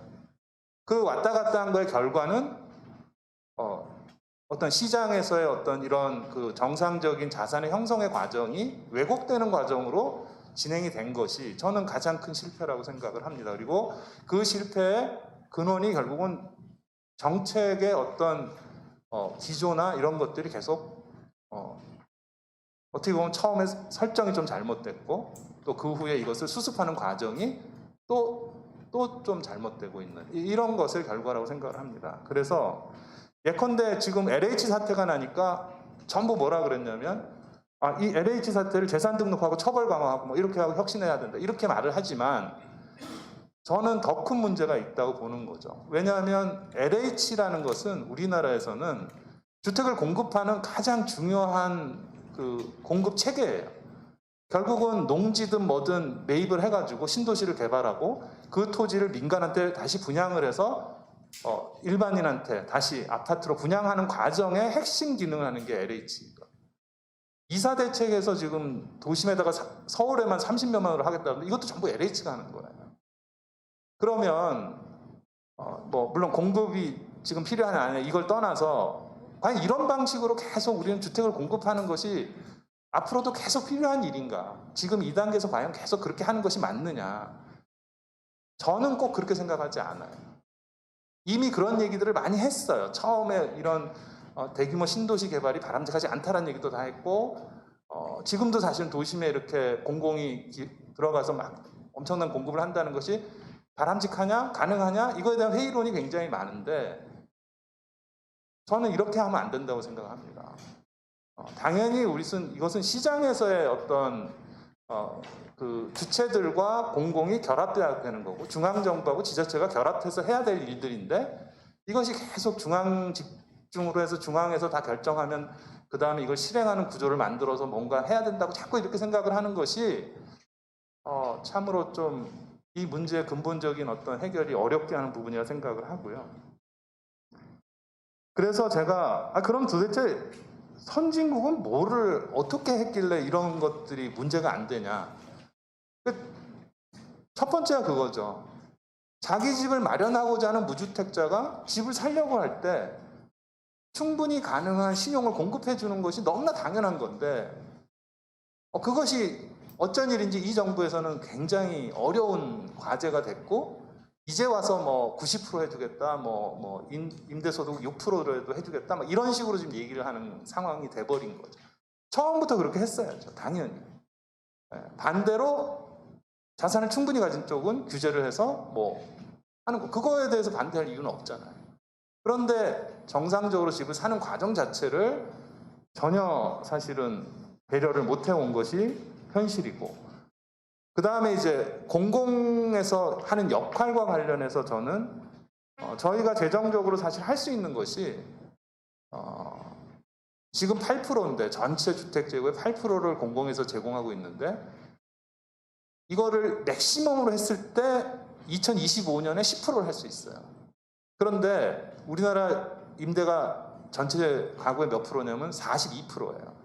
그러면 10%를 맥시멈 5년 후에 했다 치고 30%를 민간에서 계속 제공을 해야 되는데 그럼 이걸 어떻게 제공할 것인가, 그것에 필요한 어떤 임대 구조가 뭔가, 이거를 논의를 해야 되는데 결과적으로는 갑자기 전월세 상한제가 등장을 하고 그 다음에 계약갱신 청구가 등장을 하고, 그런데 그 제도도 너무 강하게 하면 안 되니까 좀 약하게 한다고 하고 재산권도 보호한다, 이러다 보니까 결과적으로는 상한제도 실행이 잘 안 되고 거꾸로 다주택자들이 임대주택으로 제공하던 것조차도 철회하는 상황으로 지금 가고 있거든요. 이게 맞겠냐, 이런 방식이. 그래서 저는 제가 이제 시간이 많지 않으시다 그래서 저는 어쨌든 이런 자산 불평등 내지는 집을 마련하는 과정에서의 어떤 그 젊은 세대가 순조롭게 자기 자산을 형성해 가도록 하고 그 노후에서 그 자금을 적정히 쓸 수 있는 구조로 개편이 안 되는 한 오로지 가격을 잡겠다라는 이런 방식, 또는 거꾸로 무조건 공공에서 많이 공급해 주겠다는 방식, 이런 식으로 절대로 해결이 안 될 거다. 오히려 문제가 더 꼬일 가능성이 높기 때문에 첫 번째로는 무주택자한테 내 집을 마련할 수 있는 신용 대출이나 그런 주택 대출이나 아니면 세제는 충분히 지원이 돼야 되고, 적어도 그 생애 동안 그것이 다 상환될 수 있는 구조를 만들어줘야 된다. 그런 것이 첫 번째로 필요하다고 생각을 하고요. 두 번째로는 공공임대 계속 지어야죠. 공공임대 계속 짓지만 아무리 지어도 우리는 3분의 1 이상을 지금 지을 수가 없어요. 그럼 나머지 3분의 2하고 어떻게 저렴한 임대료를 유지시켜 갈 것인가에 대해서 어떻게 생각하면 사회적 합의도 필요한 일이고, 다 경제학을 하신 분들이니까 상한제라는 게 가져오는 폐해라는 걸 우리가 너무나 잘 알고 있는데, 그나마 지금의 이 임대차 3법상의 그 상한제는 현장에서 전혀 통하지 않고 있어요. 그러니까 이걸 왜 했는지를 근데 그걸 하는 분들 스스로가 제가 보기에는 제도의 내용을 잘 모르고 했다라고 저는 받아들여요. 왜냐하면 선진국에서 이런 제도를 운영하는 경우가 없기 때문에 방식이 전혀 다른데, 예를 들면 이제 집주인 거주라는 게 있는데 집주인이 거주하겠다고 하는 순간 다 나가야 돼요. 그러니까 나가기 싫으면 5% 이상 올리고 합의해버려요. 그럼 끝이에요. 아무런 그 후에 어떤 것들을 할 수가 없어요.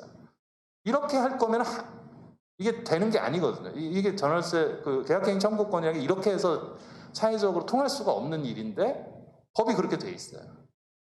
그러니까 이런 부분들 자체가 바뀌어야 된다라는 거죠. 그리고 제가 이제 마지막으로 얘기하고 싶은 거는 자산의 80%, 그러니까 자기 집은요, 우리나라 가계에 자기 집이 자산에서 차지하는 비중은 40%밖에 안 됩니다.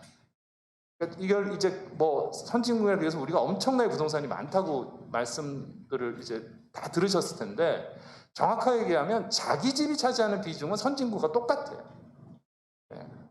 다 40%, 50% 넘지 않습니다. 모든 나라가. 그럼 뭐가 넘냐? 나머지가 넘는 거예요. 온갖 가지 여러 가지 유형의 직접 부동산이. 근데 이렇게 많은 직접 부동산을 보유하고 있는 나라가 거의 없거든요. 결과적으로 이제 그것이 어떤 노후의 자기의 어떤 안전판이라고 생각해서 이제 하게 됐던 것이고, 그럼 선진국은 이게 다 어떻게 돼 있냐? 대부분 다 간접 투자로 다 바뀌어 있는 거거든요. 적어도 이 부동산의 운영의 주체가 개인이 아니고 대부분 뭐 공공이나 또는 뭐 펀드나 아니면 비영리 단체나 뭔가 개인이 아닙니다. 지금 우리는 그걸 다 개인이 소유하고서 운영하는 구조로 되어 있지만 그렇게 하는 선진국은 없거든요. 그러니까 저는 그 30% 나머지 주거용을 제한 나머지 30%의 시장을 우리가 어떻게 하면 좀 선진화를 해서 노후에 그냥 거기서 나오는 어떤 그 간접적인 그 수입으로 살아가게 구조를 만들어 줄 거냐. 이걸로 저는 충분하다고 생각하거든요.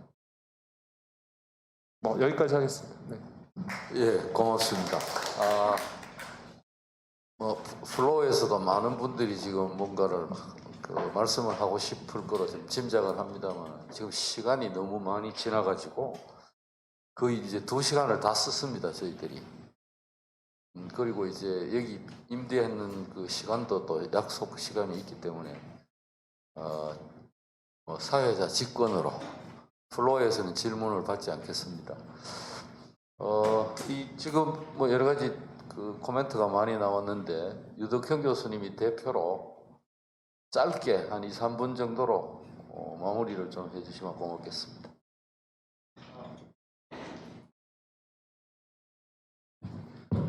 저는 발표를 사실 많이 했습니다. 근데 우리 5명 중에서 2명만 발표하고 나머지 3분이 제 발표에서 담지 못했던 내용이 아마 나와서 지적이 된 부분도 있을 것 같습니다. 혹시 그래서 저희 저자 중 3분 중에서 혹시 하실 분이 있으신가요? 호 교수님, 원 교수님, 예, 다들 잘 읽으셨네요. 예. 예, 공동의 책임과 권한인데, 예. 어쨌든 여러 선배 교수님들 주신 말씀은 상당히 저희들이 놓쳤던 부분도 있는 거고요. 그리고 저희들의 내용을 오히려 더 확증해주는 내용도 더 많아서 향후에 이런 작업을 저희들이 더 연구를 하고 발표를 할 때 상당히 자신감과 그리고 또 앞으로 보완해야 될 점이 분명히 있는 것 같습니다. 그런 부분에서 뭐 다 말씀드리기는 어렵고요. 우리 김경수 교수님의 그 성장에 대한 그리고 우리 현재 구조에 대한 어떤 인과성에 있는 우리의 인식이 어떤 부분이 좀 클리어하지 않은지에 대한 걸 분명히 생각하게 된 내용이었습니다. 그리고 이한주 교수님께서 기본소득에 대한 말씀을 해주신 것도 인상적이었습니다. 그리고 천천히 가지만 분명히 이 시대에 필요한 과제라는 것에 대해서 저희들이 좀 더 깊게 고민해 보도록 하겠습니다. 홍정표 교수님하고 저는 뭐 사실 소득주도 성장특별위원회에서 같이 위원장님을 모시고 활동도 했습니다.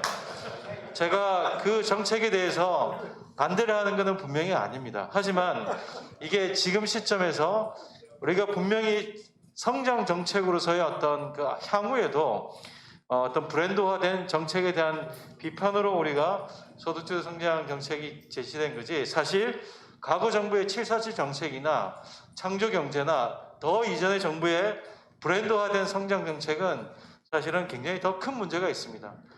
정말 애정하는 마음으로 드린 고언이라고 생각해 주시면 좋겠고요. 저희들이 또 틀린 통계를 썼다는 부분에 대해서도 한 번 더 검증하도록 하겠습니다. 그리고 전서인 교수님 너무 좋은 말씀 많이 해주셨습니다. 특히 이게 우석진 교수와 저는 조세 재정 정책에 대해서 정부에 대한 정책 자문이나 여러 가지 위원회에서도 상당히 많은 활동도 하고 있고 지금도 그러고 있습니다. 사실 모든 그 정책에 대한 내용을 뒷받침하기 위해서는 재정 정책, 조세 정책이 뒷받침되지 않고서는 다 사상 누각입니다. 사실 우리가 비판을 많이 하는 것이 이 재원, 막대한 정책에 대한 재원을 어떻게 할 것인가에 대한, 그러면서도 공평한 정의로운 과세에 대한 방향을 세우지 않고 그냥 국채 조달이나 또는 사실 조세는 매우 예민한 부분이기 때문에 경제에 대한 충격이 굉장히 큰 것입니다. 그래서 더욱더 정확하고 적절하게 타겟팅되는 정책을 하지 않으면 사실 굉장히 큰 후과가 오는 부분인데 그에 대한 부족한 부분을 말씀해 주셔서 그리고 5년 호라이즌 안에서도 할 수 있는 영역이 굉장히 많다는 것도 저희들이 분명히 또 생각하고 앞으로 더 고민하도록 하겠습니다. 그리고 이상현 교수님 부동산 정책에 대해서는 사실 상당히 많은 교감을 하고 있는 내용입니다. 그리고 구체적으로 LH에 대한 방식이 과연 합당하고 적절한가? 저희들이 공공임대주택을 많이 해야 된다고 하지만 사실 근간에 정부 정책의 주택 정책의 비이끌은 LH인데 지금과 같은 형식으로 하는 것이 과연 시대에 맞는 것인가? 그러기 전에 우리가 제도와 정책 방향을 어떻게 설정하는 게 필요한가에 대해서 대부분 다 동감하는 내용이라고 보겠습니다. 네, 제가 주신 말씀 다 감사히 듣고 앞으로 더욱더 정진하도록 하겠습니다. 감사합니다. 고맙습니다. 근데 사회자로서 이게 무시할 수 없는 질문이 하나 들어왔는데 대답이 아주 간단할 것 같습니다. 외국의 임차료 인상률 상한제나 임대차 갱신 청구권과 같은 유사한 제도가 있는지 없는지. 당연히 외국에 있는 나라가 많이 있죠. 예. 많이 있는데 예를 들어서 이제 그 집주인 거주 조건 같은 경우에 그걸 이제 정당 사유제라고 해서 결국은 집주인이 들어오겠다고 하면 임차인이 그 사람한테 이것을 내주는 것이 과연 임차인의 어떤 그런 주거 안정에 어떤 영향인지를 결국은 이게 법원에 가서 판결을 하거든요. 그러니까 우리는 그걸 주장하면 나가야 되는 걸로 돼 있거든요. 그래서 제가 이제 그 조건이 잘못됐다는 거는 그런 제도가 없다는 게 아니라 그 제도 자체 운영 방식이 전혀 다르다는 거예요. 제도는 있는데 제도의 운영 방식이 다르다. 네. 예, 우리 장세진 소장님이 그 질문을 해가지고 제가 할 수 없이 받았습니다.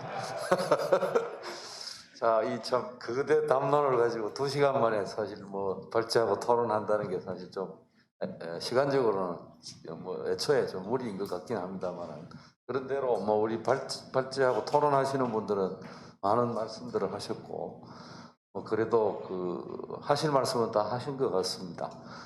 이 정도로 우리가 만족을 하고 오늘 논문 쓰시느라고 애쓰신 5분의 저자와 토론해 주신 5분에게 다시 한 번 더 감사드리고 박수를 좀 보내주시기 바랍니다. 자, 이것으로 이 세션 모두 마치겠습니다. 고맙습니다. 예, 그러면은 오늘 서울사회경제연구소와 한국경제발전학교가 공동 주최한 심포지엄은 이것으로 마치도록 하겠습니다. 그리고 끝나고